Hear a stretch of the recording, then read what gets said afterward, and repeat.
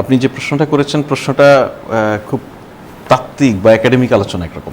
তারপরেও আমি তো তাত্ত্বিক মানুষ না, একাডেমিক লোক না, আমি সহজ সরলভাবে যতটুকু বুঝি ততটুকু বলি। আপনার প্রশ্ন হচ্ছে গণতান্ত্রিক আকাঙ্ক্ষা বা আমাদের এই বিজয়ের 55 বছরের কথা বলছেন বা 54 বছর পার করলো, আমরা সেই রেফারেন্সটা বলছেন। আমরা এই স্বাধীনতা যুদ্ধে ওনাদেরকে যে প্রশ্ন করেছেন কেন স্বাধীন হতে হলো আমাদেরকে, কেন একটি দেশের জন্ম হলো, এর অনেক রকম অনেক ব্যাখ্যা আছে। সব ব্যাখ্যাই সলিড, মানে বড় বড় করে ধরে ধরে, যেটা জাহিদ ভাই বলতে গিয়ে অনেক কিছু ড্রপ করে গেলেন, হিস্ট্রিতে এত বিশ্লেষণ করার সুযোগ আপনি দিবেন না সে বিবেচনায়।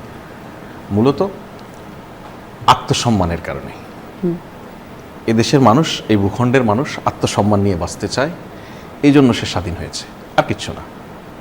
এই আত্মসম্মানের নানান সাবডিভিশন, নানান শাখা প্রশাখা, এর সবই হচ্ছে অপরাপর জিনিস। আমরা যা বলি এই গণতান্ত্রিক মূল্যবোধ, গণতান্ত্রিক সামাজিক ব্যবস্থা, সেই জায়গায় যদি আসি, সেই আমি আত্মসম্মান বোধের একটা অংশকেই আমি বিবেচনা করি।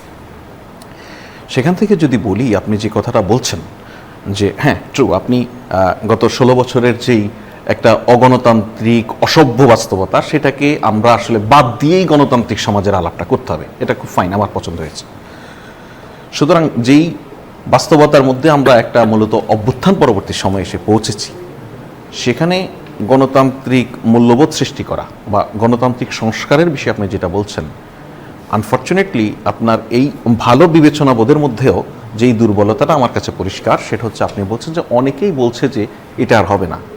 আমার কাছে, আমি সরকারে আছি বলে না, একজন নাগরিক হিসেবে আমার কাছে মনে হয় যে বরঞ্চ নাগরিকদের মধ্যে এখন এই সম্ভাবনাটা তারা দেখছেন বা এই বোধটা তাদের তৈরি হয়েছে যে আমাদের মৌলিক গণতান্ত্রিক যেই সংস্কারের কথা আমরা বলছি, সেই সংস্কারের লক্ষ্যে আগামী যে জাতীয় নির্বাচন অনুষ্ঠিত হবে, একই দিনে একটি গণভোট অনুষ্ঠিত হতে যাচ্ছে।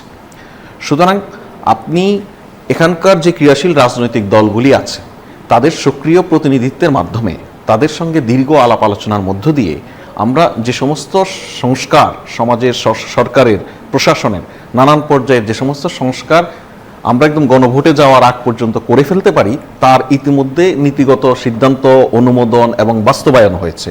আর যেই কাজগুলির জন্য সবগুলি রাজনৈতিক দল মনে করেছে যে আমরা এখানে মানুষের, দেশের নাগরিকদের, ভোটারদের ম্যান্ডেট নিয়ে আসা দরকার, সেই বিবেচনায় গুরুত্বপূর্ণ সাংবিধানিক সংস্কারগুলির জন্য তো গণভোট হচ্ছে। আমি বোধ করি যে সেই জায়গা, আপনারা যে প্রত্যাশা, গণতান্ত্রিক সংস্কার আপনি প্রত্যাশা করেন, আমি প্রত্যাশা করি, আমরা ধারণা করি অধিকাংশ নাগরিকরাই সেটা প্রত্যাশা করেন।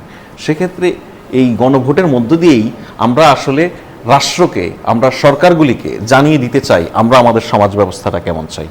সুতরাং এটা আমি একটা ইতিবাচক পদক্ষেপ, এবং আমি মনে করি আগামী গণভোটের মধ্য দিয়ে আপনি যে প্রত্যাশার কথা বলছেন, আমরা যে প্রত্যাশার কথা ভাবছি, সেটার একটা বড় ধরনের অগ্রগতির পথে আমরা এগিয়ে যাব। এটা একটা বিশাল কন্টিনিউশনের ব্যাপার, এটা একটা রিলে রেস। কেউ একজন শুরু করবে, সেই শেষ করবে তা নয়, এটা একজনের হাত থেকে অন্যজনের হাতে যাবে। এবং আমরা বিশ্বাস করি আমরা আর ওই ফ্যাসিবাদী ধারায় ফিরবো না।